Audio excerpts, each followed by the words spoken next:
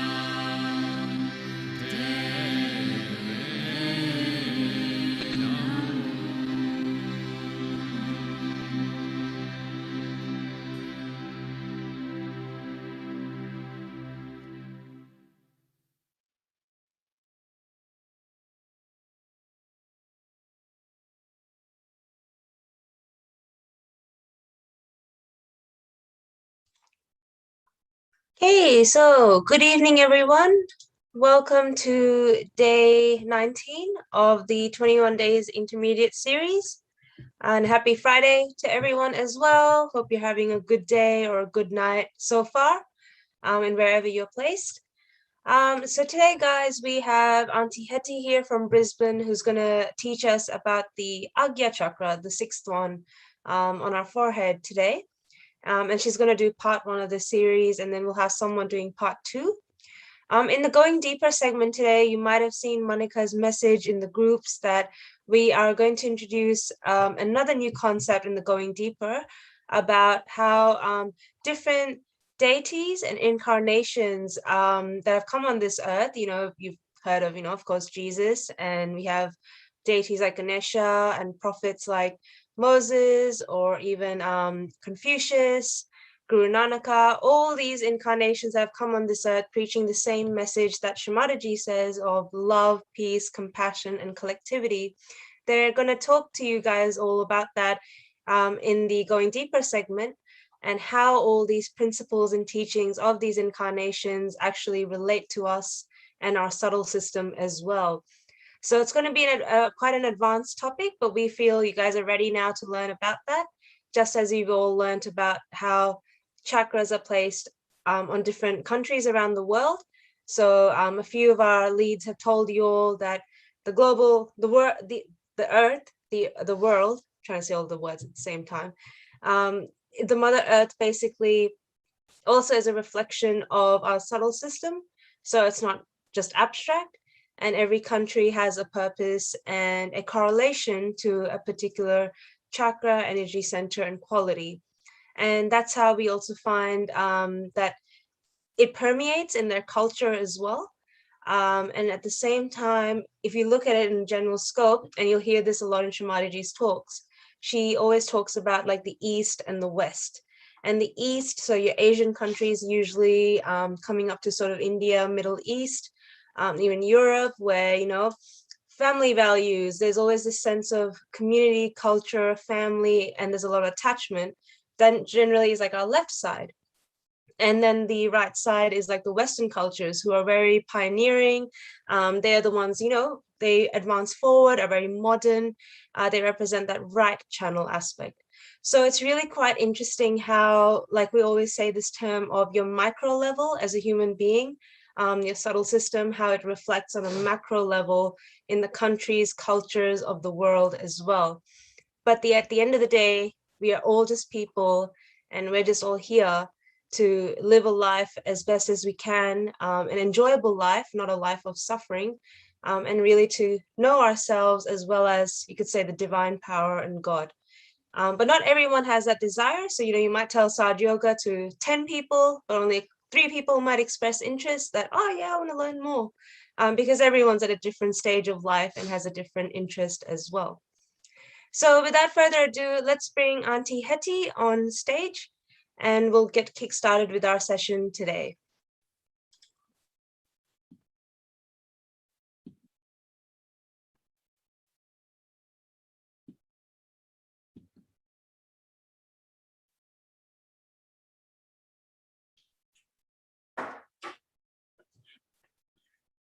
Hi, good evening, everyone, and thanks for joining in. So today is about the Agnya chakra that's located here. But before we start, let's just together raise our Kundalini and put ourselves in Bandhan. Now, when we do that, we'll do it in thoughtless awareness. So bring your attention above your head, and then we raise our Kundalini and put ourselves in a protection.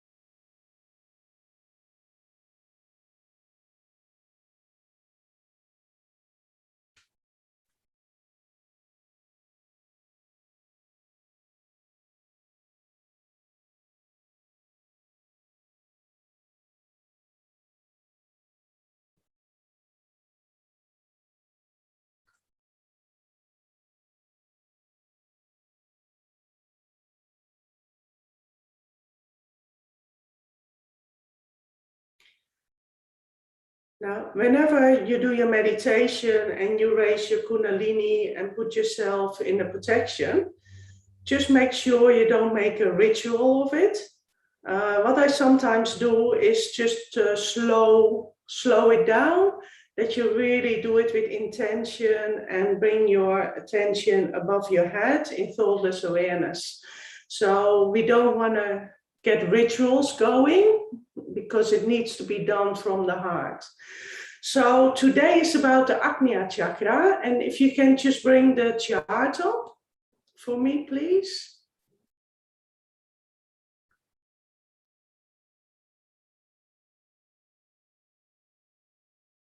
The Ajna one. Have you got the other one that shows where the Ajna is on the head and on the hands and on the toes? Yep, Auntie Hetty, did you want me to play the little clip and then it'll show all the correspondences? It's like 10 seconds. Or... Pardon? Can you say that again?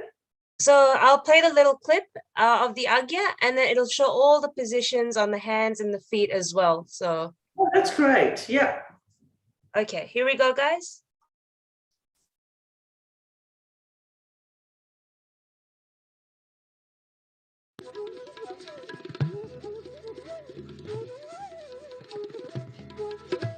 This two-petaled center, called as the Agya chakra, is placed where the two optic nerves cross each other in the brain, optic chiasma. When enlightened, the person immediately becomes thoughtless and forgiving, which is the essence of this chakra. Forgiveness is the power to let go of anger, hatred.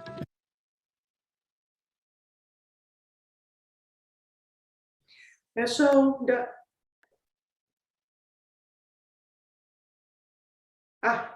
that's the one. So the Ajna chakra is here located on the forehead, a little bit higher than in between the eyebrows. And the Ajna has a center and a right and a left. So the center is the center of forgiveness, which we're talking about today. And the right Ajna connects and crosses over to the left side of our brain, which becomes the ego. And the left Ajna crosses over and goes to the right side of the brain. And those two, that's the conditionings. And those two are like a balloon, they are an illusion. But more about that tomorrow. So we're really going to focus on the center. And if there's something a little bit out of balance with your center Ajna, that's the ring finger and the other finger on the other hand. So if both of them are tingling or a bit painful or hot, that means that's a little bit out of balance, but it's easy to put it back in balance. And it's also on the feet. So it's the toes next to the little toe. And Yeah, so you can imagine that when you do foot soaking or walk on the earth, in the grass or on the sand or on the beach, that directly brings all the chakras in balance. So that's always a really good thing to do.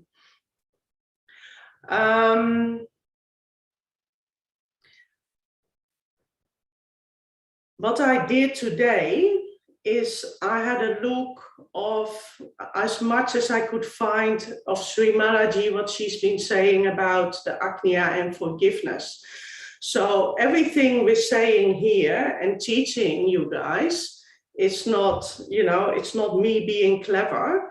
All the knowledge has been given to us by Shri Mataji, as much as we can handle, or as much as we could handle. And so I want to slowly go through it. We're going to do a talk of Shri Mataji as well. And then do a few short meditations and a longer meditation with music at the end. So why is this Agnya chakra so important? The Agnya chakra here is a very narrow door. It's a very narrow passage, and it closes off for the Kundalini if we have thoughts or if we're not forgiving. So if we do one of those things, like we're busy in our head and we can't forgive others, we can't forgive ourselves, the Kundalini is not going past. And that means we can't really meditate very well. And we all experience that. Like I am experiencing that a lot, that some days I just find it really, really hard to stop the thoughts. And then if you then do the tools to stop the thoughts and forgive, then the Kundalini can go past, and then you will feel the cool coming through. So it's a really important path, and it's the last center before you come here to the Sahaja, the chakra in the fontanelle bone area, where the nerve ends enlighten or activate. So it is a very important center. Now, what is this all about, this forgiveness? The forgiving is not about others. Forgiving is just about yourself. And so forgiveness in relation to other people, we all have our past, and we all have things happen to us, and we all have been hurt by others and maybe harmed by others and done wrong by others. And of course, that's not okay.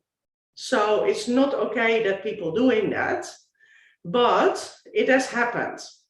So if you go on revisiting that and every time and bring it up, that's not going to help you, because every time it brings you back in the past, it brings back emotions, and it happens to all of us.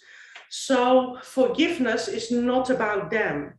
It's about just yourself. So forgiving is something that you do for yourself only. And yeah, so don't go into memory land now of what has happened to you. And when you meditate and when you feel like there's too much going on here, you can just say there, forgive. And you do it in general without going into all the details.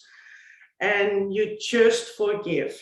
And when you do that, you feel the tension going straight away. So let's just do a small meditation on that now, on forgiveness towards others. So put your hand over the forehead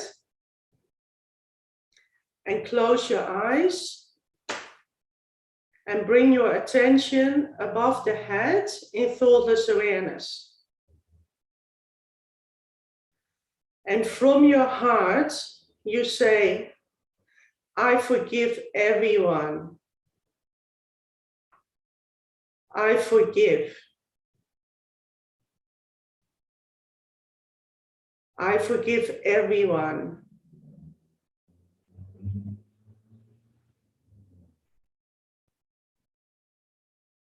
I forgive everyone.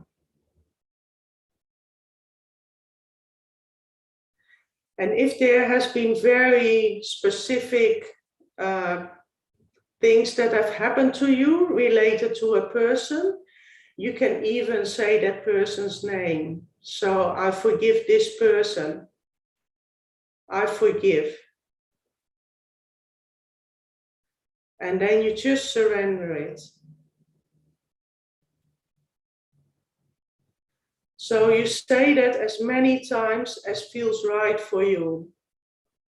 And of course, if big things have happened in the past and you've been really hurt, that doesn't, sometimes it goes really quick, but sometimes it doesn't. So you just keep on doing it. And over time, it just goes. You just let it go, you forgive. Now put your hand back on the lap. And just for a moment, we go into thoughtless awareness in silence.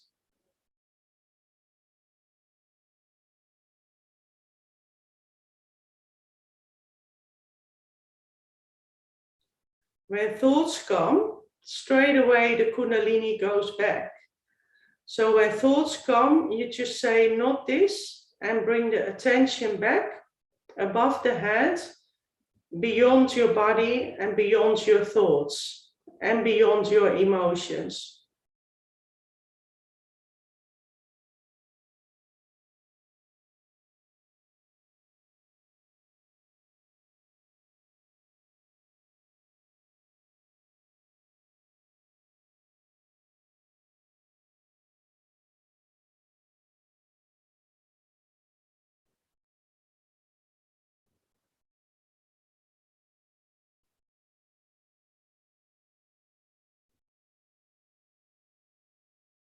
Okay, let's open your eyes.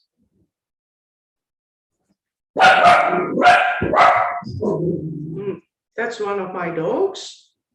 He'll go back to sleep in a minute. Now, forgiveness towards ourselves. So when our Kundalini rises, you might have heard talks of Shri Mataji, that it starts to expose. It starts to expose yourself and you start to see the truth about yourself. Now, that's not always pretty. Dog. So, it's like a light comes on and you can see what you're actually doing. So you start to see your ego. You might see mistakes you have made in the past. And it's, of course, it's easier to see mistakes about others. And it's a bit harder to confront the mistakes of yourself. Now, we are humans and we make mistakes. And we all make really, really big mistakes as well. And I just want to tell you a story about myself. And nobody has heard this story before. So I've been a bit embarrassed about it, but I thought it's a really good one for here. And now I can really laugh about it. So a few years back, one of our cars got damaged, one of the family cars. And it was our own fault. And then it needed to be repaired. And I actually lied to the insurance company because I thought with that story, I would save a lot of money. So that wasn't a very good idea. And the insurance company got back to me and they started investigating. And so they started asking all kind of questions, and that was on a Friday.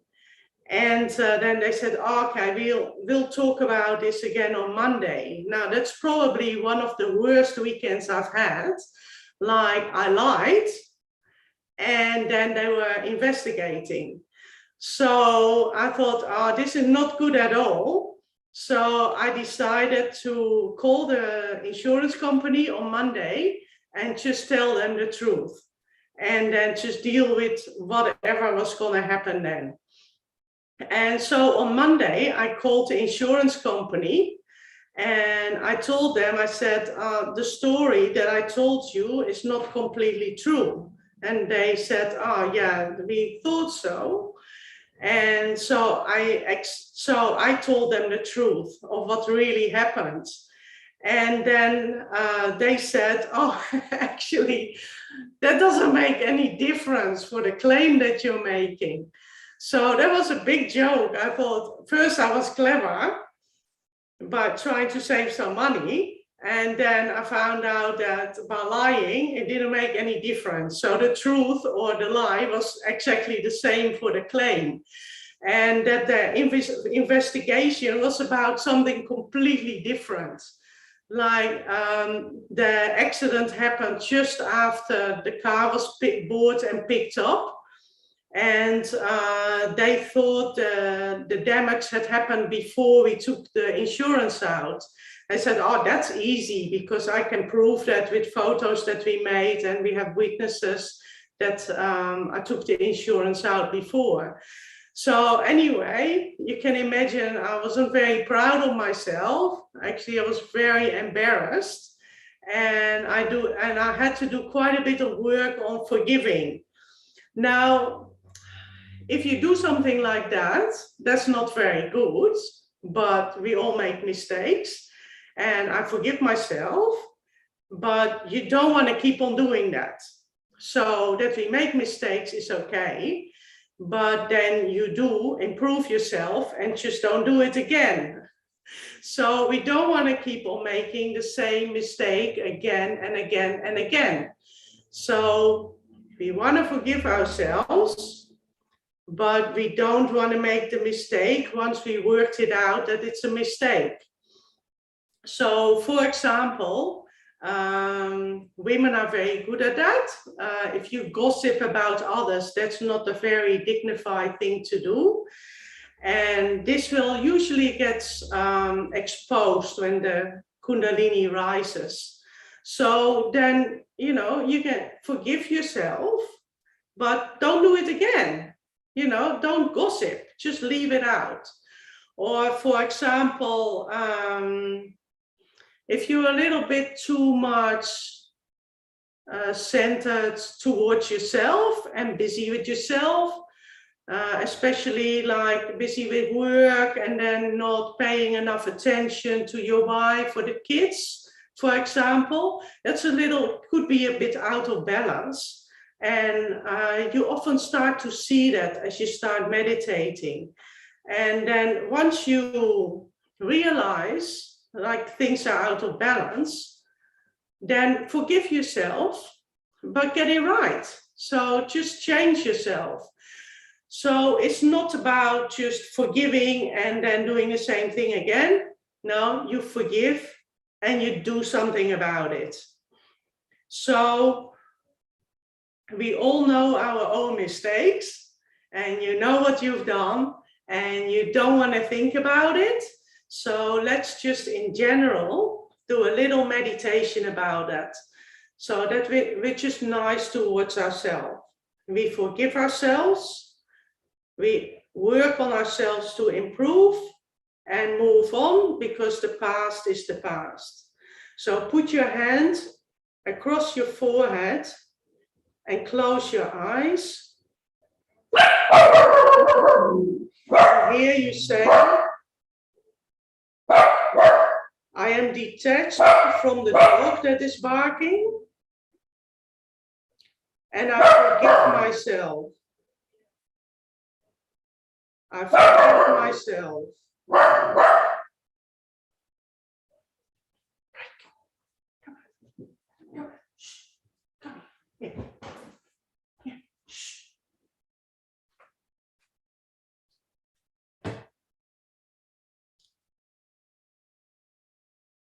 I forgive. I forgive myself. Now put your hand back on the lap with the hand palms up and bring your attention above the head, just for a moment in thoughtless awareness.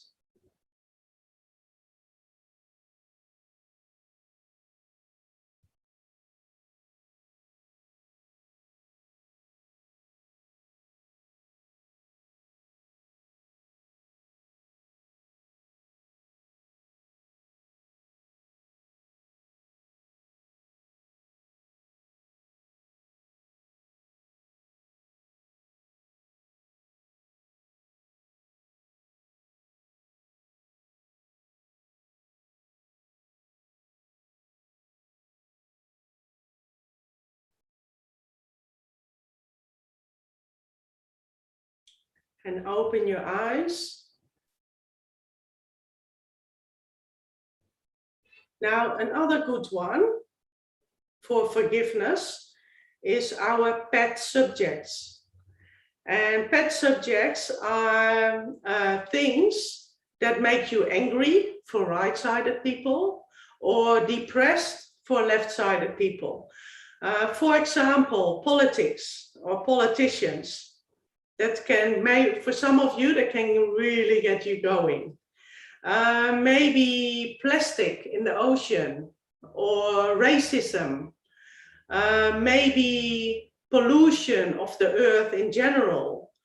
Or maybe violence and the wars that are happening at the moment. Maybe big corrupt businesses and corporations. Just whatever it is, you all have those subjects that get you really excited. And when you talk about it, you get agitated, angry, or you get depressed and really down and, you know, not happy. So we all have these things. And with those, if they really take you out of balance, just forgive as well. So you put your hand, whatever it is for you, you put your hand over your forehead and you can say, I forgive, and then whatever thing agitates you or makes you depressed. And you can just mention them, or you can just forgive in general. So whatever takes you out of balance and really get your thoughts going big time, you can just forgive. So let's close our eyes. I forgive.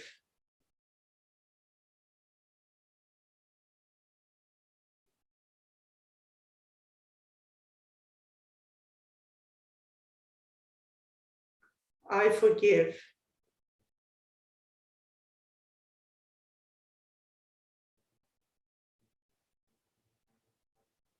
Forgive everyone. Forgive everything. And bring the attention in thoughtless awareness above the head.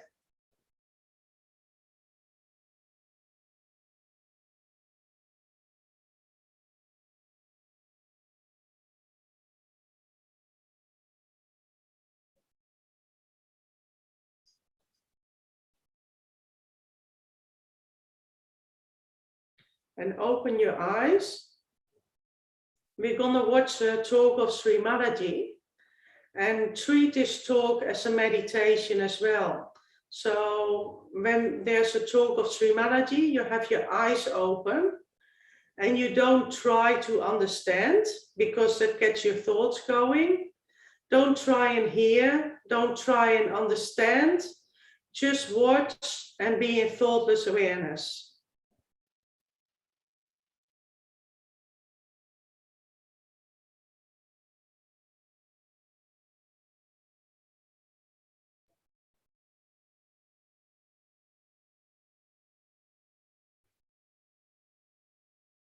So today's understanding should be that we all should become collective from inside.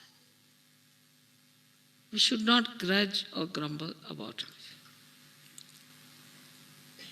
and enjoy the collectivity. But the second side of collectivity is this, that do not try to exploit the collectivity. Otherwise you will be in trouble. Like I've seen some people don't know how to use their bathrooms. When you are collective, you have to be respecting the collectivity of others.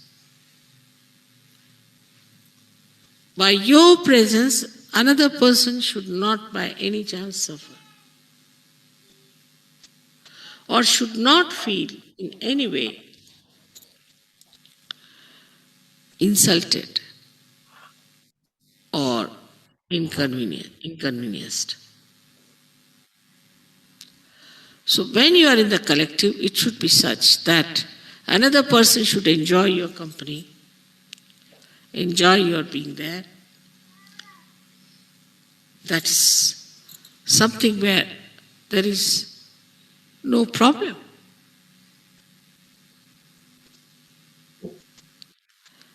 But if you are demanding and if you are asking for things and you think no end of yourself, you cannot at all collective by any chance, but you will suffer for that. Automatically you will suffer. If this is realized and understood properly, your agya is solved.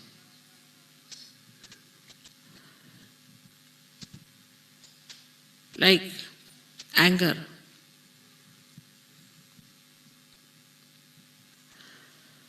People always boast, I'm very angry with you. Boast. But just make that anger into forgiveness. And you'll see the person, instead of you getting into problems, he will get into problems. Anger will upset you, but forgiveness will upset him automatically. It's the biggest weapon you have got, is to forgive. And this is shown in Buddha's character throughout.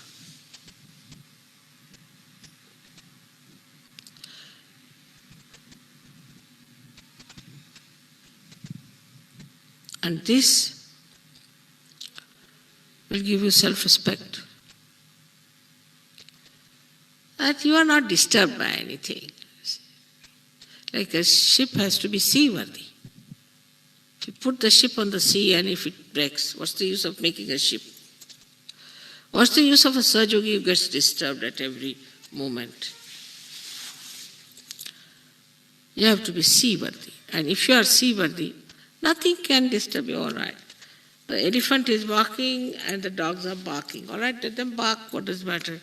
The elephant looks this side like that, sometimes takes some water and blesses them with water. All right, quieten down, so that your head will be cooled down.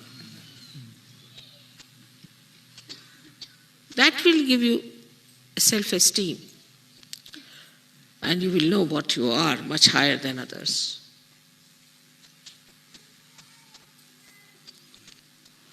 And this is what is how to get rid of your ego, which is a very, very big problem according to you people. But then how to get rid of ego. Ego can be said, you go.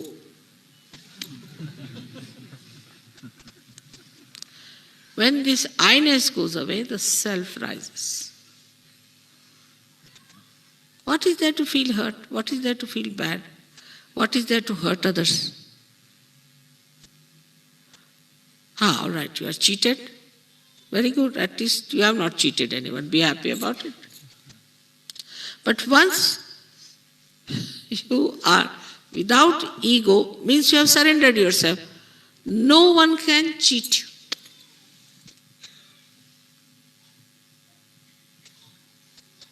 Can you understand that?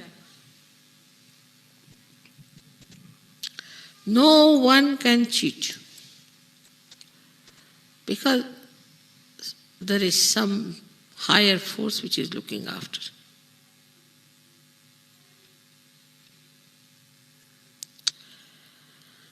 This is the way we should understand Buddha. This is, we should know our Buddha qualities. This is how our ego can be dissolved. When you say, Mother, we surrender to you, that just means that you give this horrible ego a complete holiday. It means that. That is how this ego disappears. And I think all your just now, ragas are open out, most of you, somehow. And then you laugh at everything. You make fun of yourself.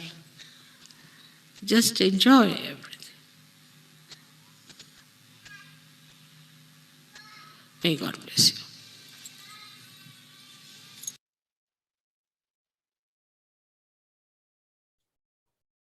Let's just go in thoughtless awareness, in meditation, in silence for a couple of minutes.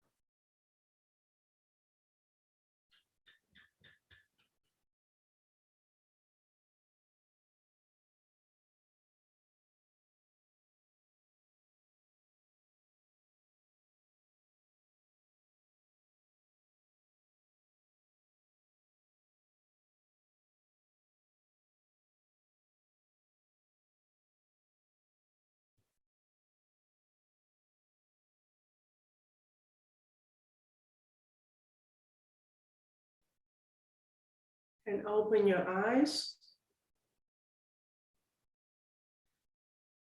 Now, what happens when you forgive? When you forgive, your tension goes away.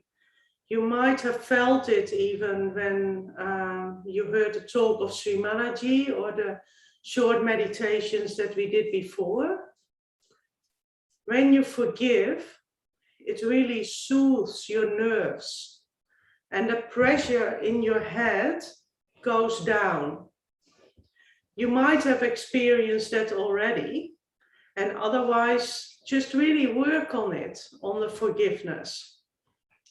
When you forgive, all those thoughts of the past, of what you have done or the other person has done, the thoughts just go away. Or at least they become a lot less. It just goes. And when you forgive, you just do not react. And insults are just finished. So the power over you, or what happens, is finished. No power over you. So that is why forgiveness is a weapon. And it's one of the main weapons that we have. When you have the weapon of forgiveness, nobody has power over you anymore. Because when you become the spirit cannot be harmed. The spirit cannot be insulted. It cannot be touched. So you become strong and confident from the spirit, from the center, but at the same time with humility. So you might start feeling that already, but if there's specific things that you need to forgive about yourself, about whatever is, the main thing is see what's going on in your head and start to forgive those thoughts, whatever it is. And then that peace comes and the tension goes away. So another really good one to do is forgive the thoughts, because then you all nail them on the head. So whenever a thought comes in, you can say, I forgive this thought. So close your eyes. And when a thought comes, you just say, I forgive this thought.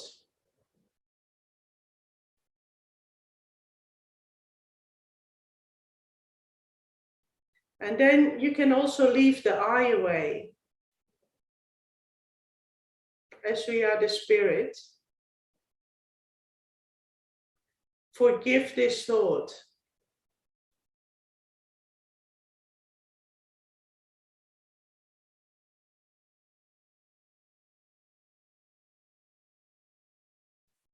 And you keep forgiving the thoughts till there's none left, and you end up in thoughtless awareness in meditation.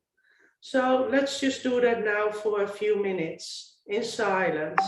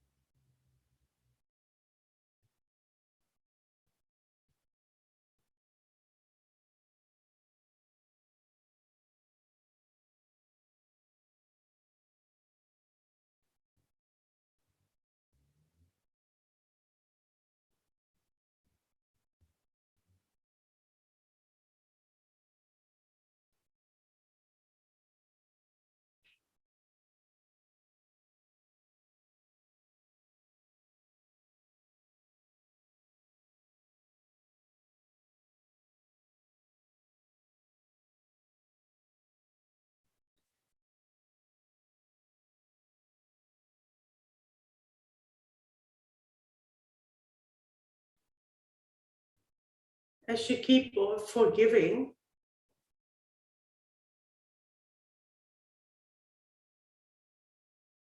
you feel like eventually you become a drop in the ocean of the all-pervading divine power.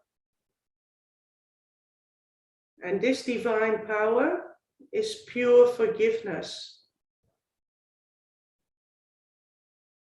It's silence.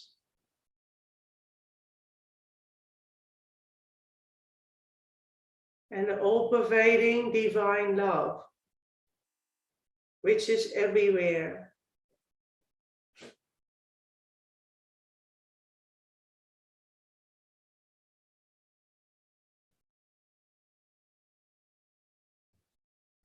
You can keep your eyes closed now. And we're gonna have some music, which is an Agnya Raga. And in ragas, instruments are used that are on the vibrational level of our chakras. And in this case, of our Agnya chakra.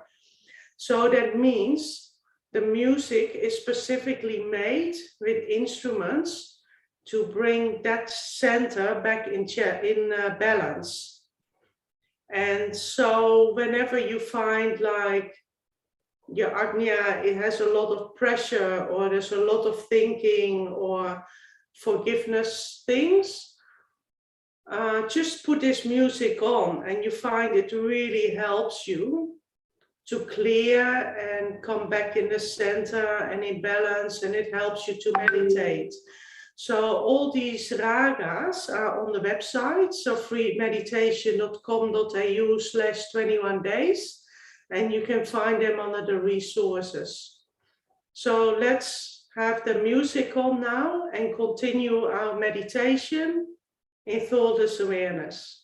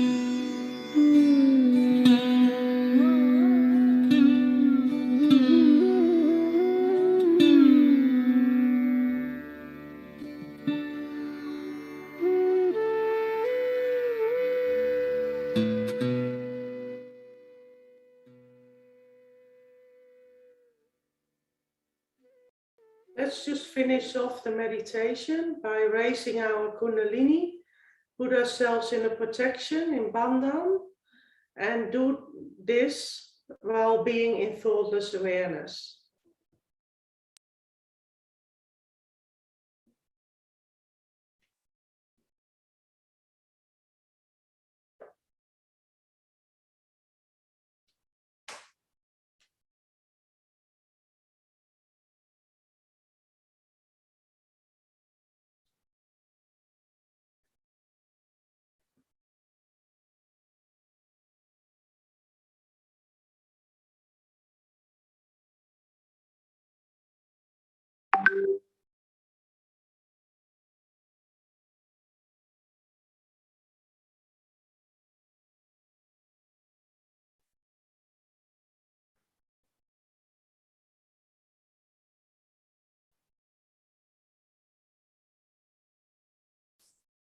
Okay, I'll hand over to Rashita.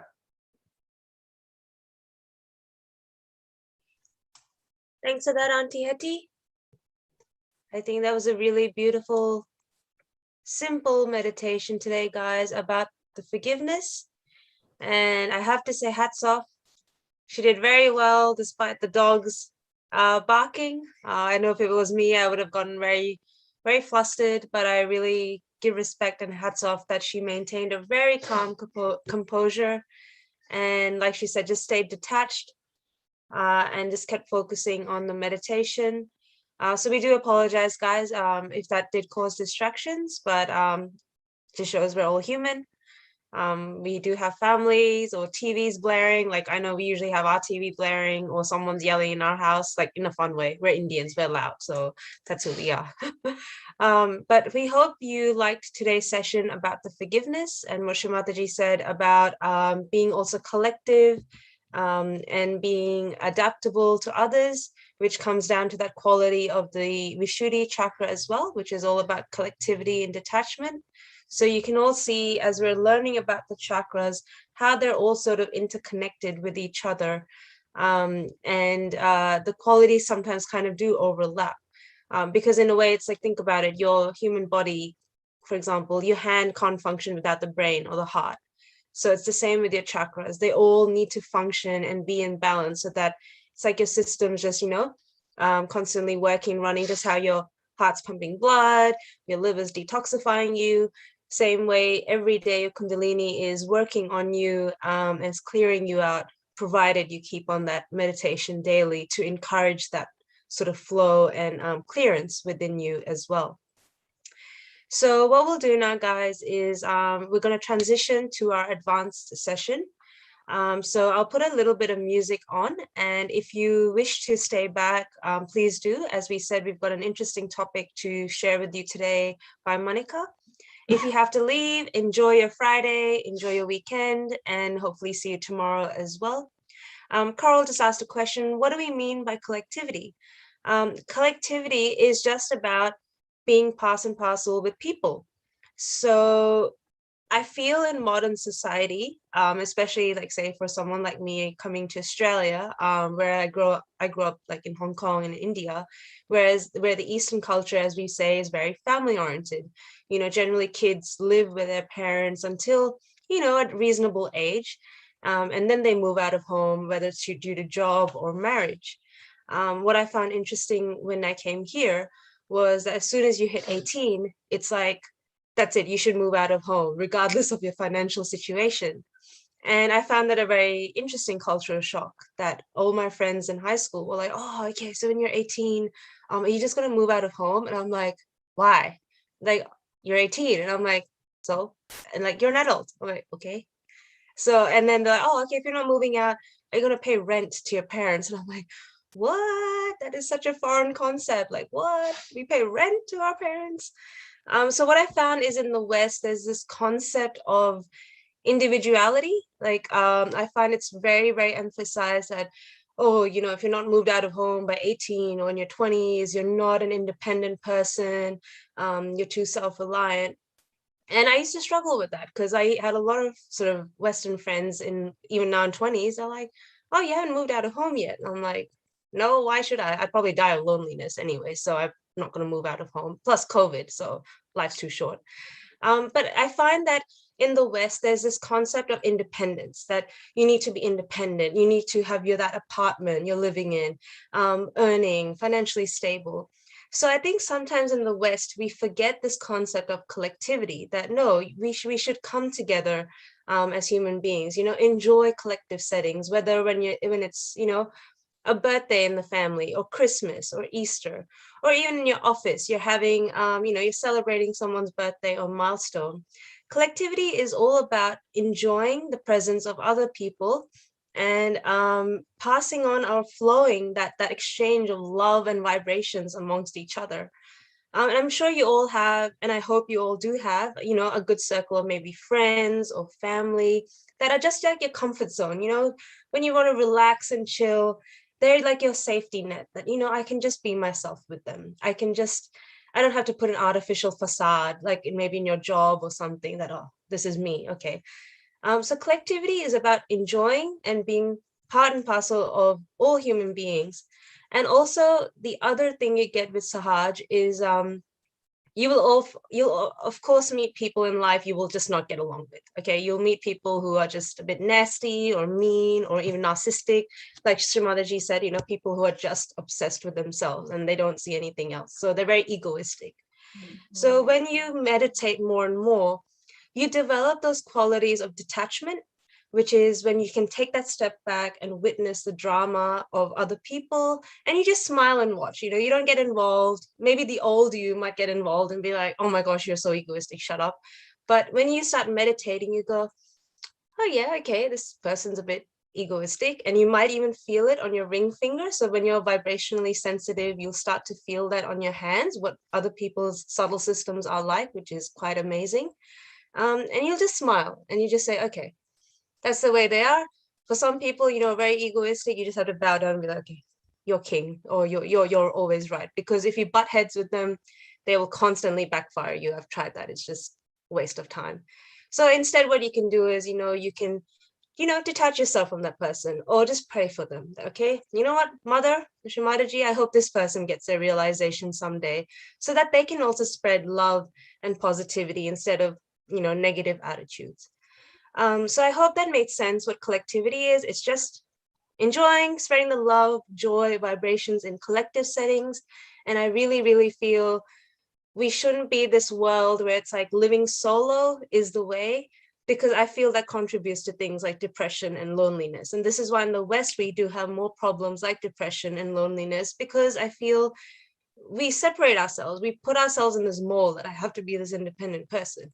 Whereas that's false, because if you think of it, from the beginning of time, human beings are also social creatures. I mean, just look at nature. Birds come in a pack, fishes are in a pack. You don't really see a lot of animals just solo, living on their own.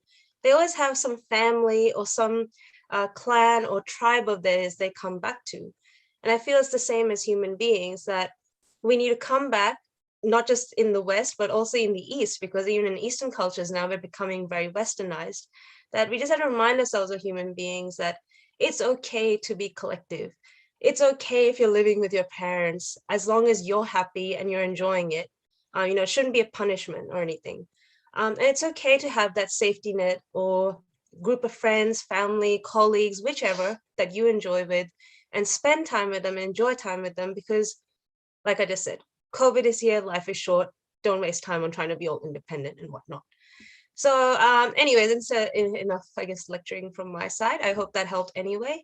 I'll put the music on now, guys, and we'll transition to the advanced session. So if you can stay back, awesome. If you can't, that's okay. You can join us tomorrow for learning about the Agya part 2. So yep, sit back, relax for a couple of minutes, and then we'll bring Monica on stage to guide us through.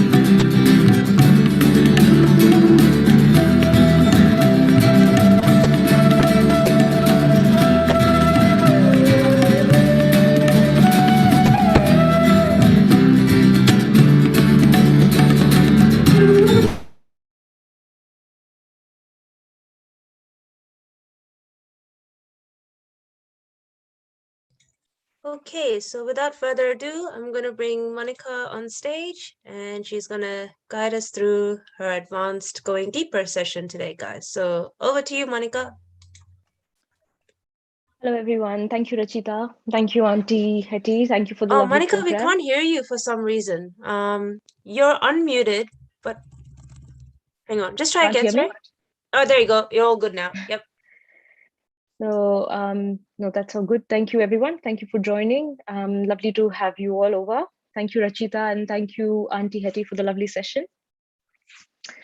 All right, so today's deeper session is a little bit of a story, not my story, not anybody's story, just a story to put things in perspective for you.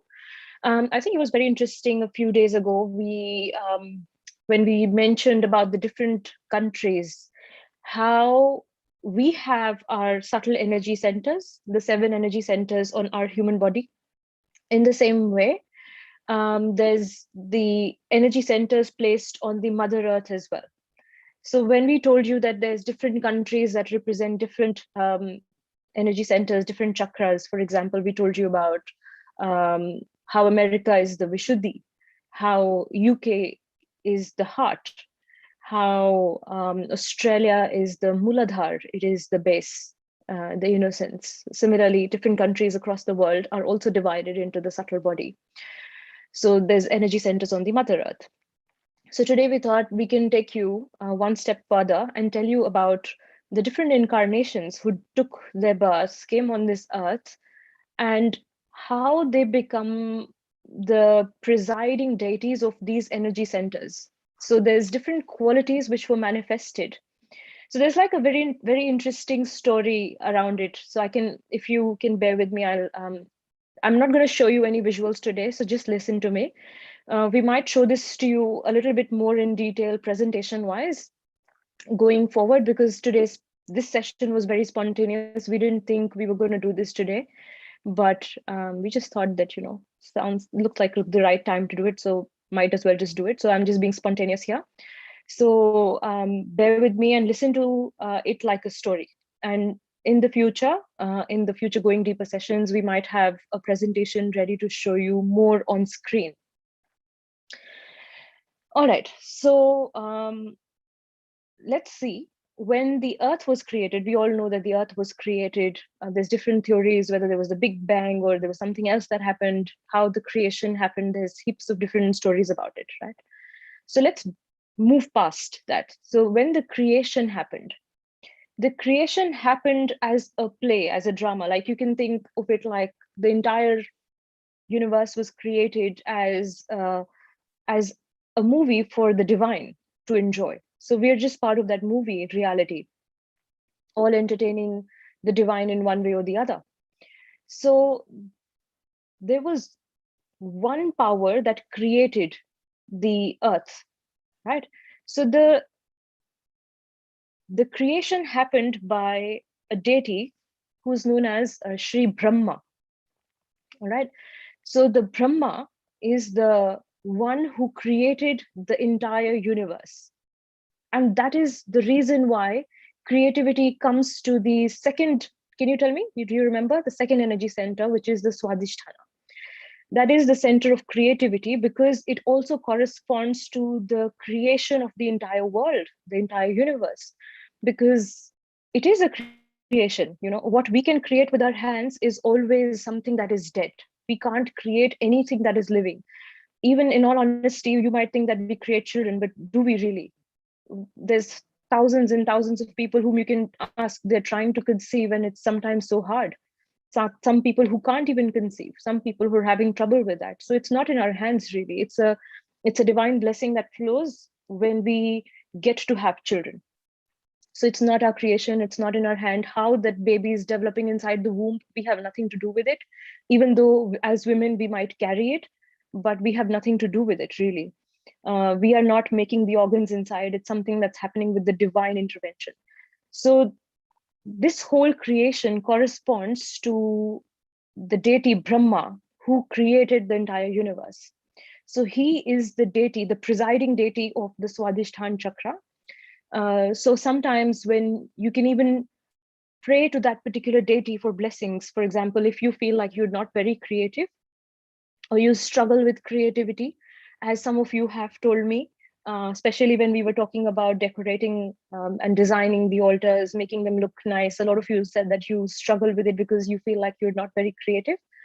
Then you can also pray to Shri Brahma, who is the supreme creator for that creativity. So he's the presiding deity who is on the Swadhisthana chakra. Now, once this creation happened, the creation had to be given sanction of auspiciousness, because what is a creation which is not auspicious, right? So the auspiciousness came with innocence. It's like going back to, you can go back to the human form. Look at children. When children are born, they are born innocent. They have no maliciousness. They have no ill intention.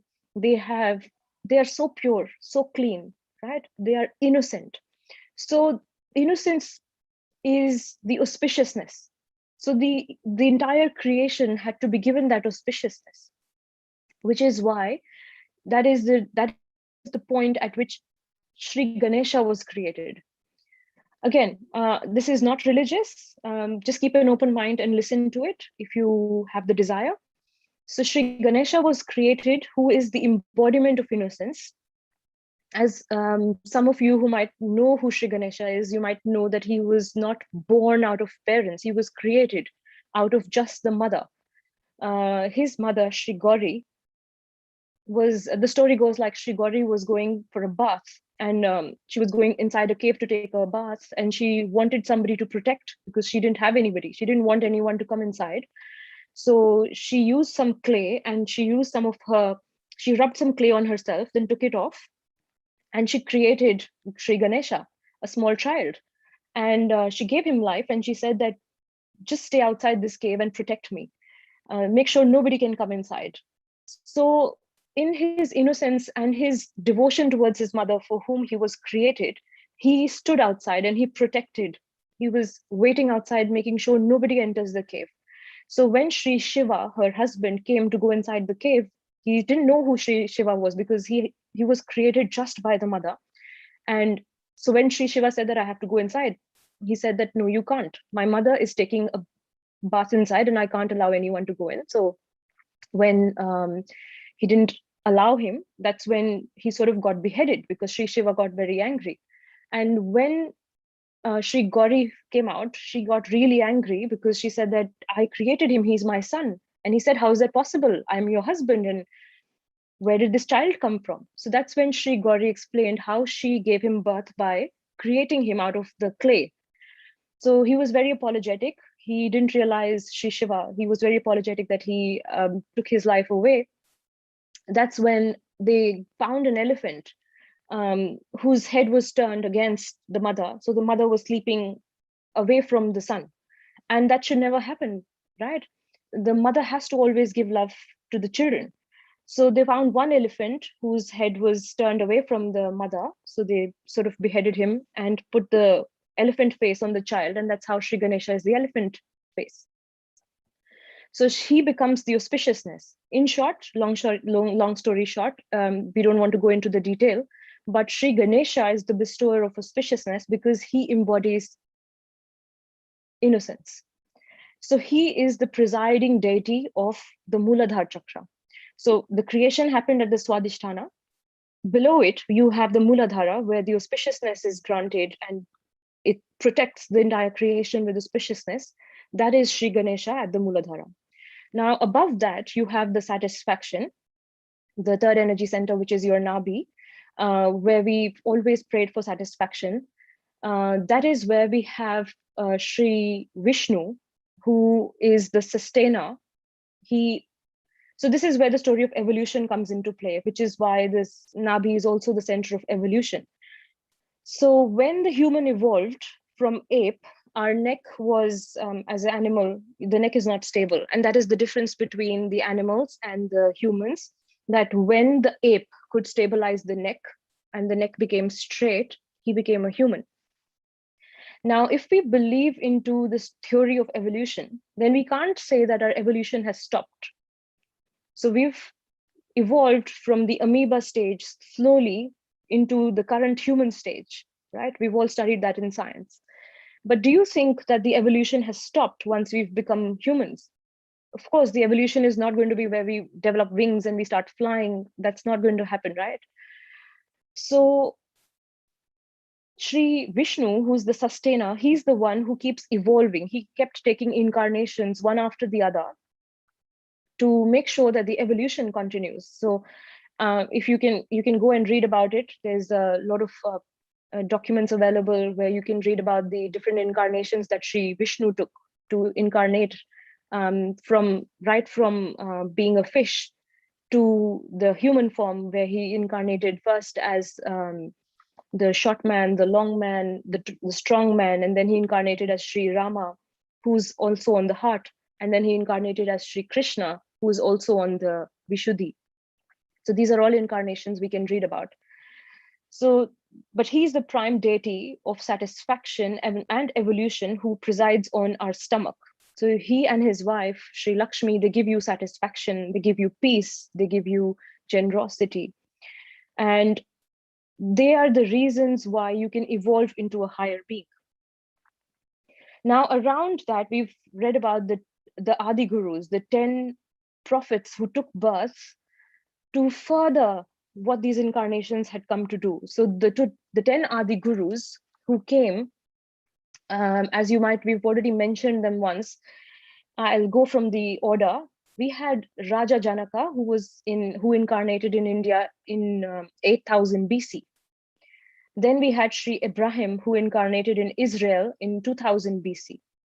Then we had Sri Zarathustra, who incarnated in Persia in 1800 BC. Then we had Sri Moses, who incarnated in Egypt, current Egypt, in 1250 BC. Then we had Sri Lao Tzu, who incarnated in China in 604 BC.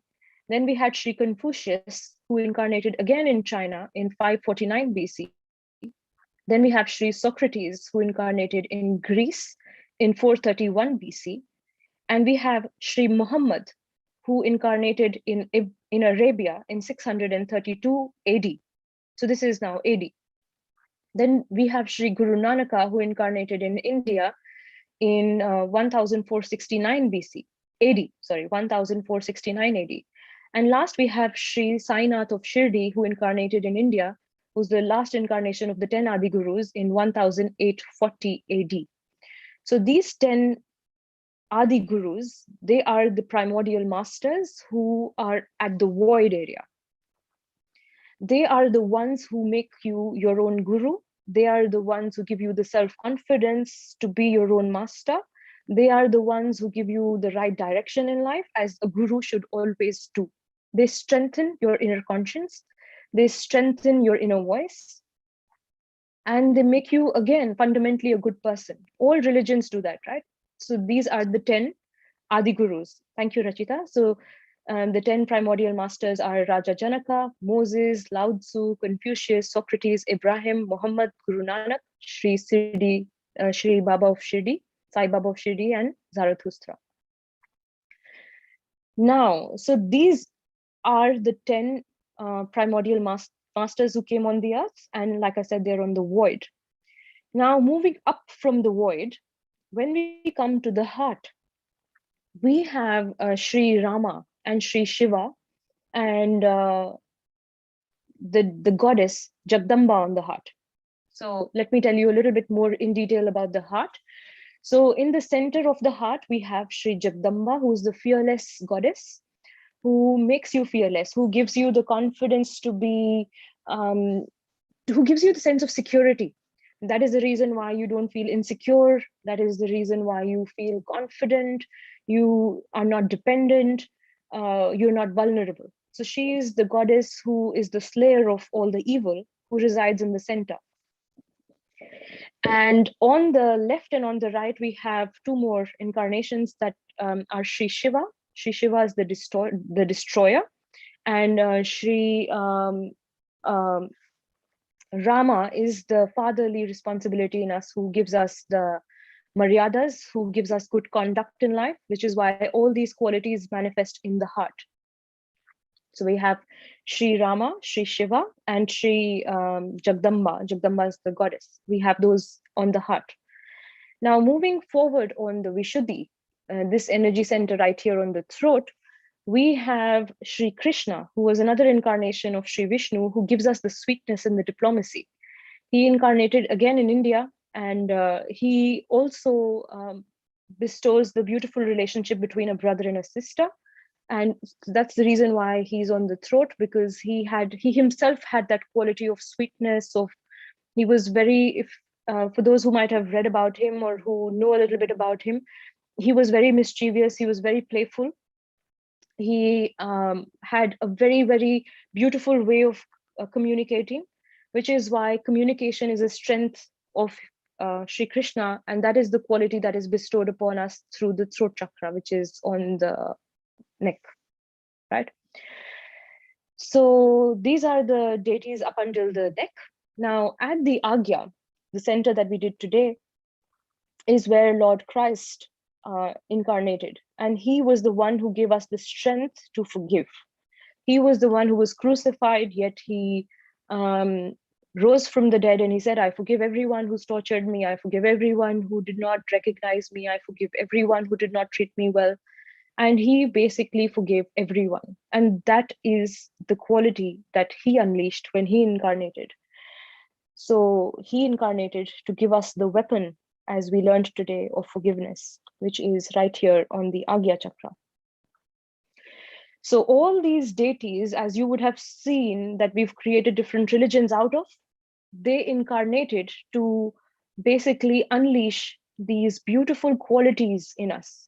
They were the ones who incarnated one after the other to make sure that these beautiful qualities manifest in us as humans.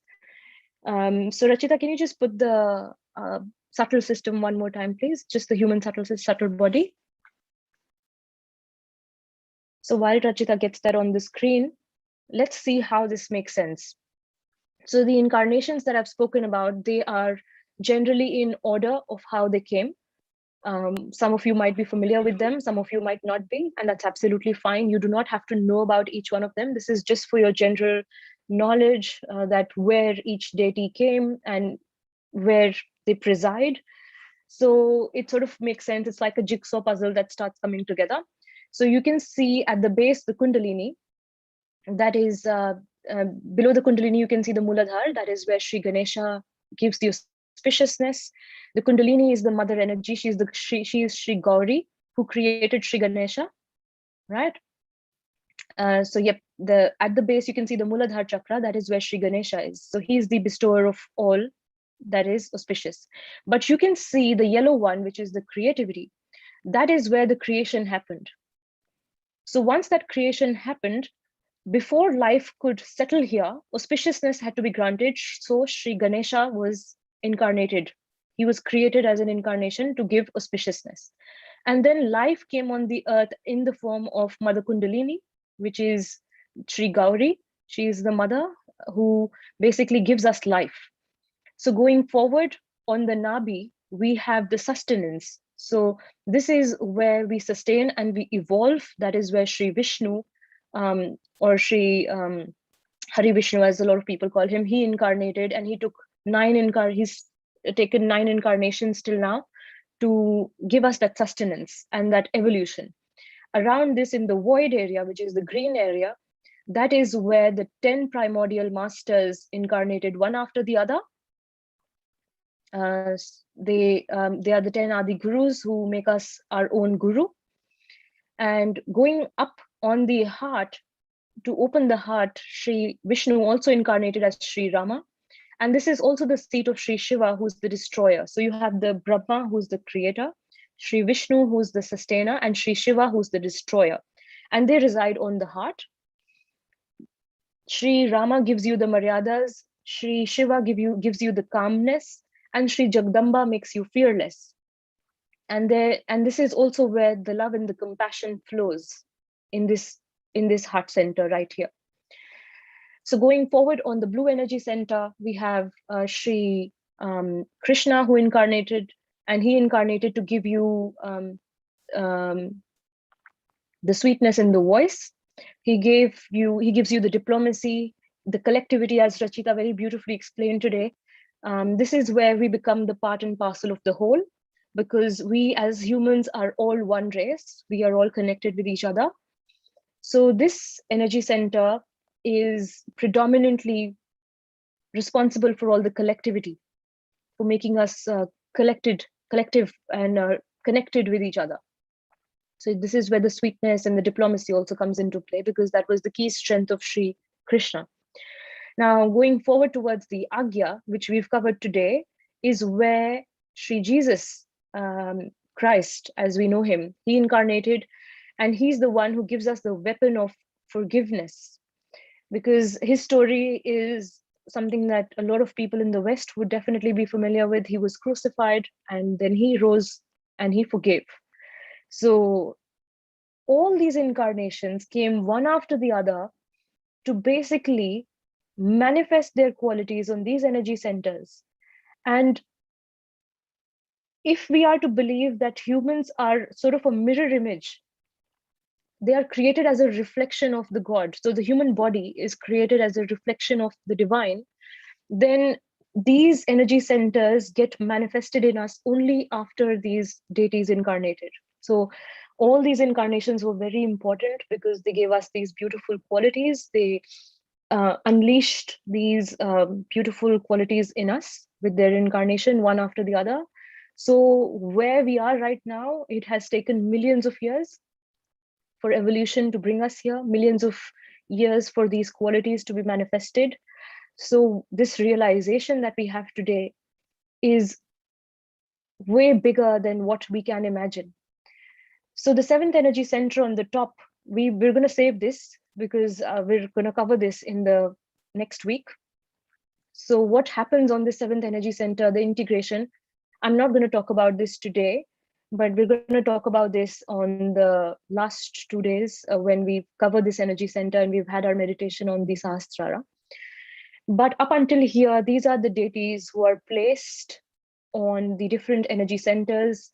Unfortunately or fortunately, religions were created out of them.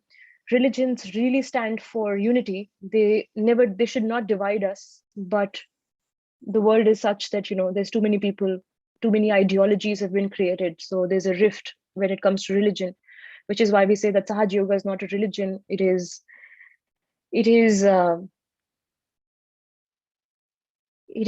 humanity. For me, it is just being human. It is allowing for these beautiful human qualities to be manifested. So that's what Sahaja Yoga represents to me. But it also gives you that deeper sense of understanding of the bigger picture. It really, when I first found out about this, I got chills in my spine because it just sort of started fitting into place. I felt like I could see this big puzzle which is sort of coming together, where there's unity, there's fundamentally love and compassion flowing, and there is no religion, but there's all humanity, all love, all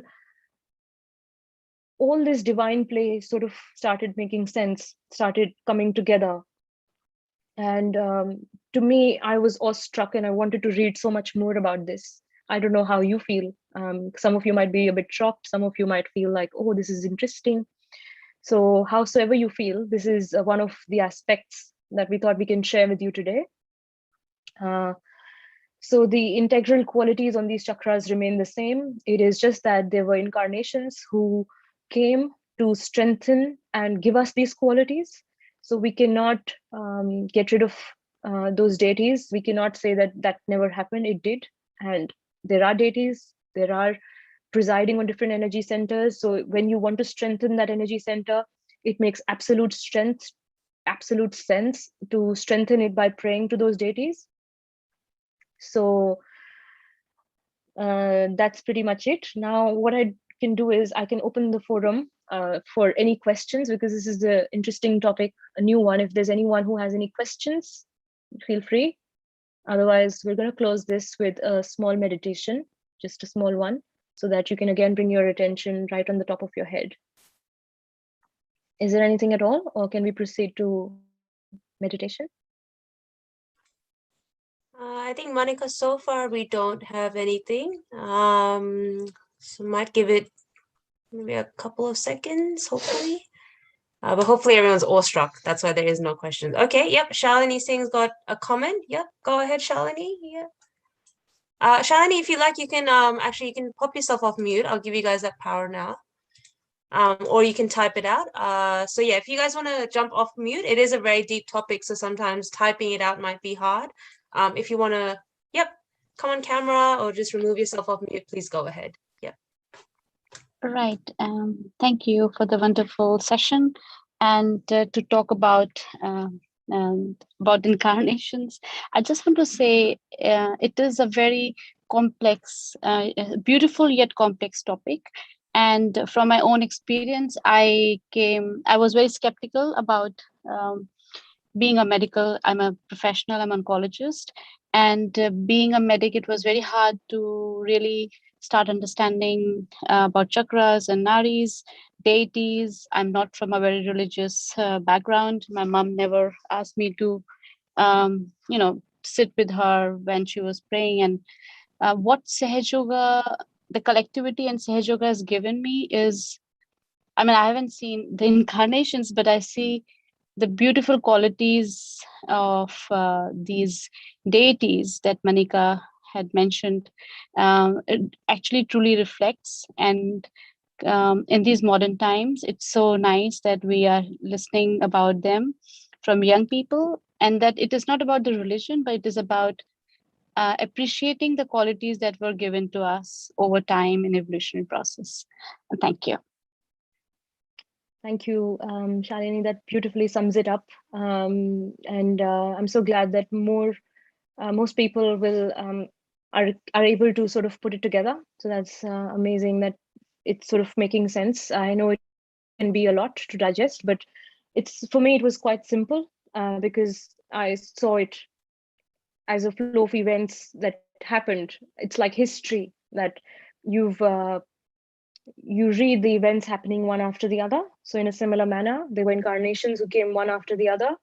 A lot of religions were created out of it, but the essence is that the key fragrance of those religions is that they give us these beautiful qualities which sort of manifest on subtle system.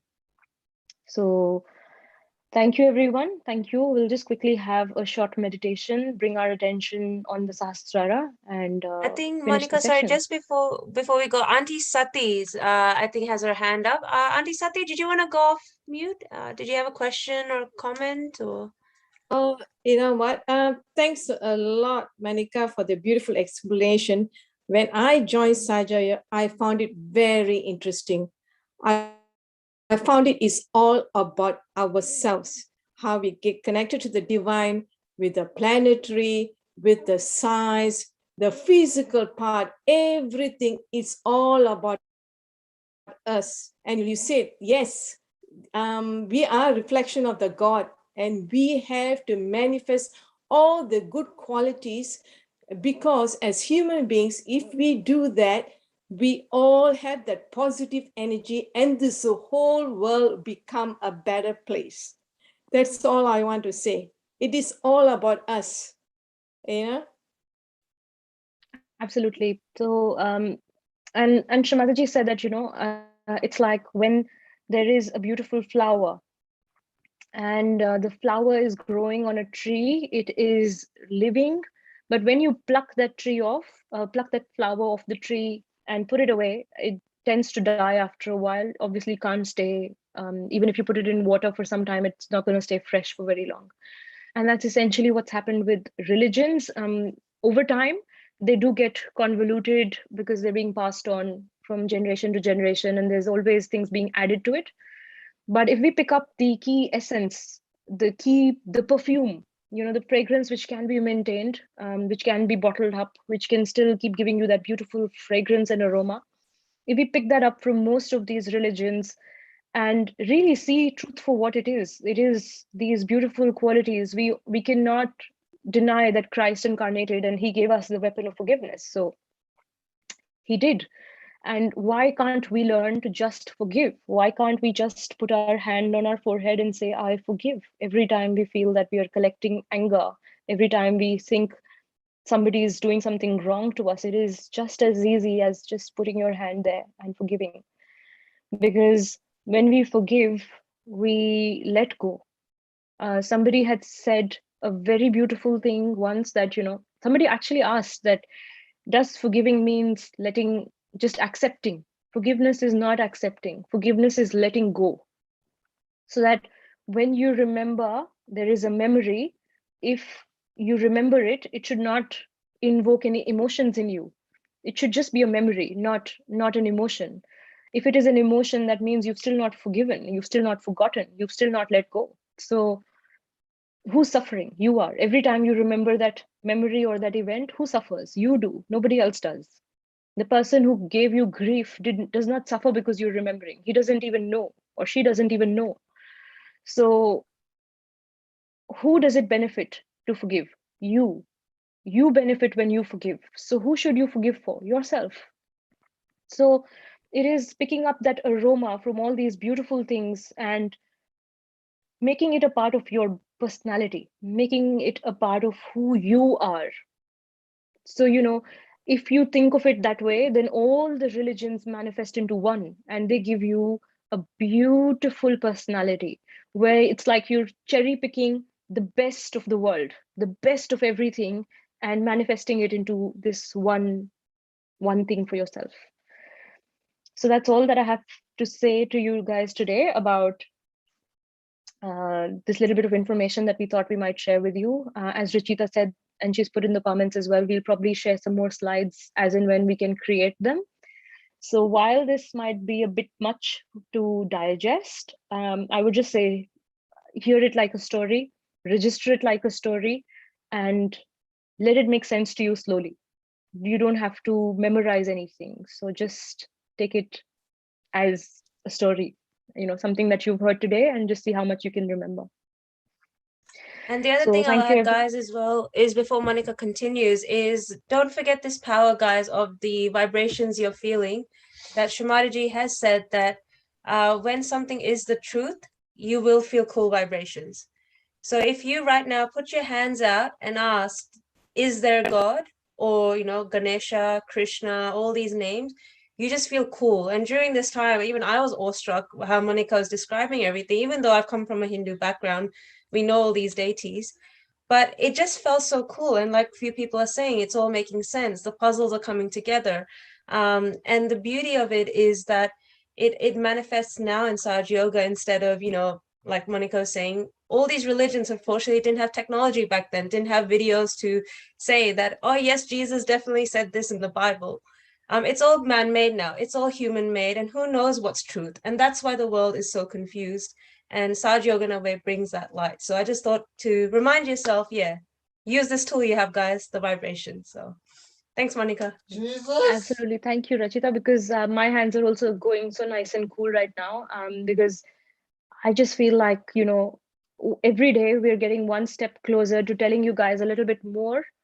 And it is so beautiful, because it's like, I was just so excited when I found out, because for me, it was like really puzzle coming together, all the pieces fitting in, all my answers coming, because I had a very logical, very rational mind as well. I was very scientific brained, and I was an atheist, didn't believe in God, I believed that there has to be beautiful qualities. I believed in being honest. I believed in being virtuous. And that's what was very unsettling for me, that in the name of religion, none of it made sense. So I did not believe in God. But when I started to meditate, I found my answers. I found like these things, they make absolute sense. They show you how we're supposed to evolve, how our evolution is continuing, how we're evolving now, right now, when we're learning about these beautiful qualities, and how if you manifest them in yourself, aren't you evolving? Aren't you becoming a better person than you were when you first started these programs? That's evolution. It's not stopped. It can't stop. You have to evolve into a higher being. And this is a stepping stone. This is another step that you have to take in your evolution, to accept, first of all, as a scientific brained person who is ready to experiment ready to have an open mind to possibilities. You have to experiment and see if it's the truth or not. And Rachita summed it up so well. You can just ask, is this the truth? And you'll get your own answers. You don't have to believe us. Just ask, and your vibrations will always guide you. So thank you very much for joining. Let's just quickly raise our attention slowly on the top of our head.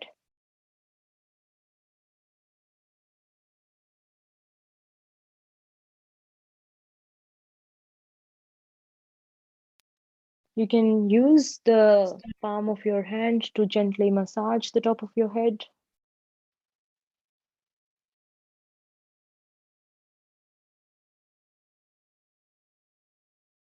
And then you can keep your hands open in your palm and just breathe in and let your attention settle. Let all this information settle. Just try not to think about anything. Just relax.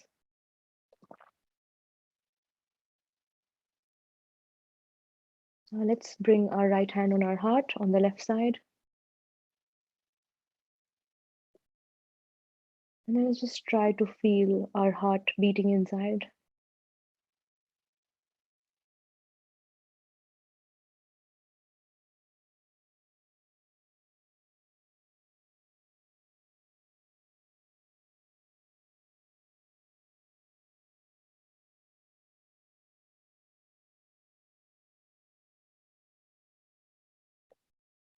This is the seat of your spirit, or Atma as we say. So let us just take a minute here and just say one more time with full confidence. Shri Mataji, I am a pure spirit. I am a pure spirit.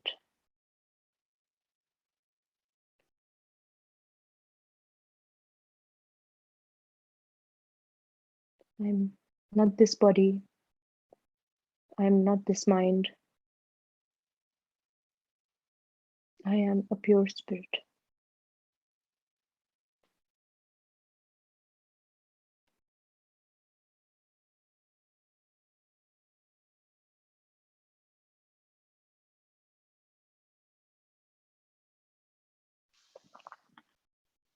Now let's bring our left hand on our neck. Shri Mataji,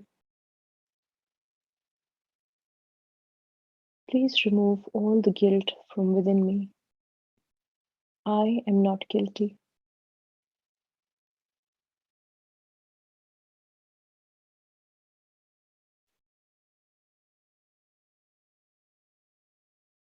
Please give me sweetness, and please make me collective.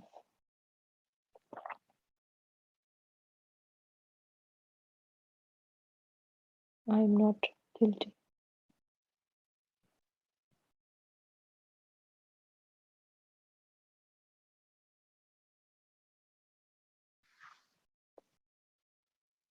Now let us bring our right hand on our forehead.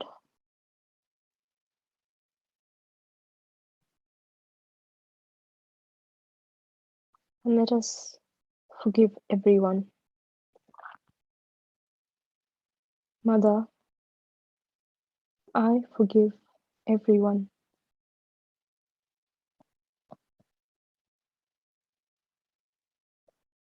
I forgive everyone.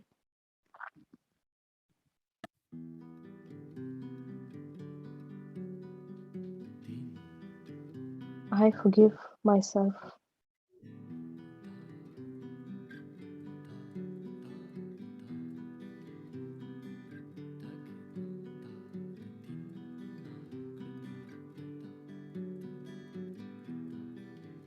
Now it's very important. Let's place our hand at the back of our head. Gently tilt our head backwards.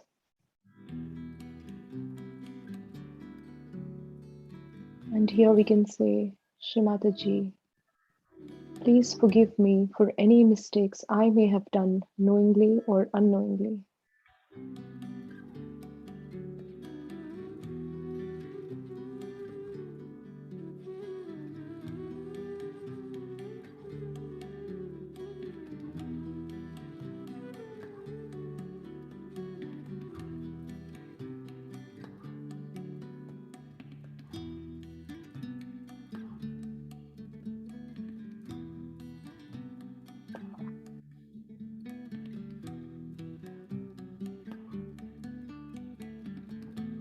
Let us bring our right hand on the top of our head.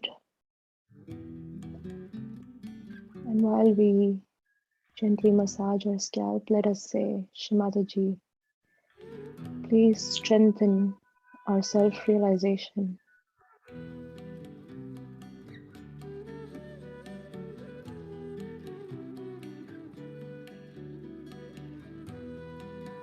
Please give us the ability to see the truth for what it is. And please give us the strength to speak truth fearlessly.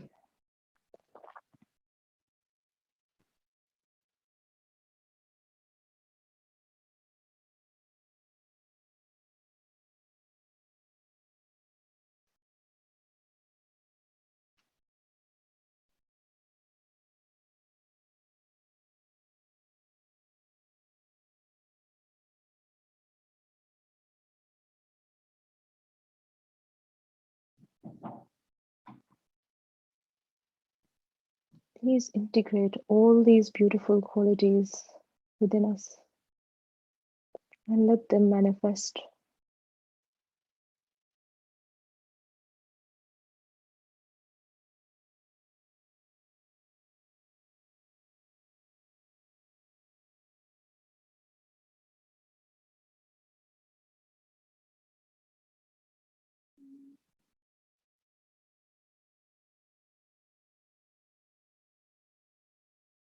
We can bring our hand back in our lap, and I'll ask Rachita to play some music so we can continue to meditate. And whenever you're ready, please don't forget to raise your Kundalini and put yourself in a bandhan before you finish.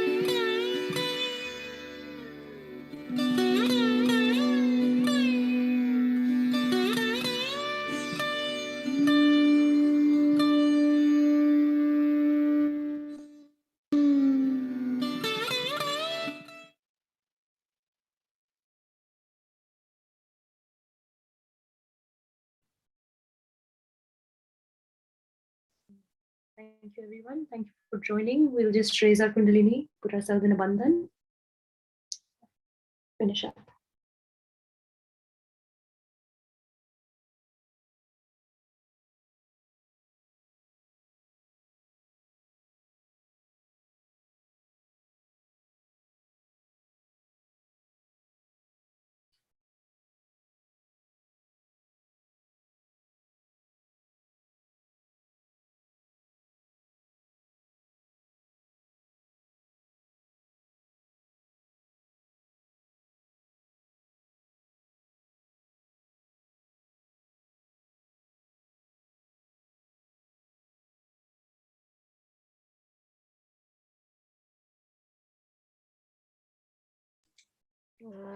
Monica, are you there? Your video is just frozen.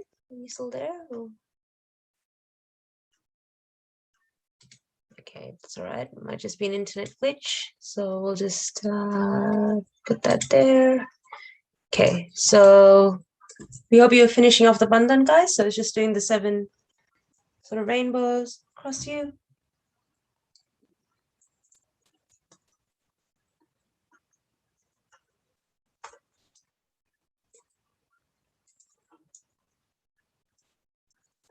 And just folding our hands as reverence and as a thanks to not just yourself, but as a collective, and of course to this oldest divine knowledge and the divine power. So on that note, guys, thank you so much for joining, and thank you for those who have stayed back for learning quite deeply about all these deities and the correlation with the chakras. We all hope it made a lot of sense. As we said, you can tell from your heart if something's truth or untruth. And take it with an open mind. I mean, you can have a read up on those deities, or if you have come from a religious background yourself, if you're a Christian or Hindu or Islamic even, or Sikhism, it all ties in Sahaja Yoga, which is really quite amazing that, you don't really abandon that religion, as we know some people have that fear that when they start Sahaj, they're like, but I'm a Christian, can I still do it? And we're like, yeah, of course you can. You can still be you. Because Sahaja Yoga is also like a way of life. If you think about it, it's like doing a yoga practice or going to the gym. You're still you, but you're just improving yourself, and you're imbibing all these good qualities that we're talking about and learning about yourself and this world that we're in. So be yourself.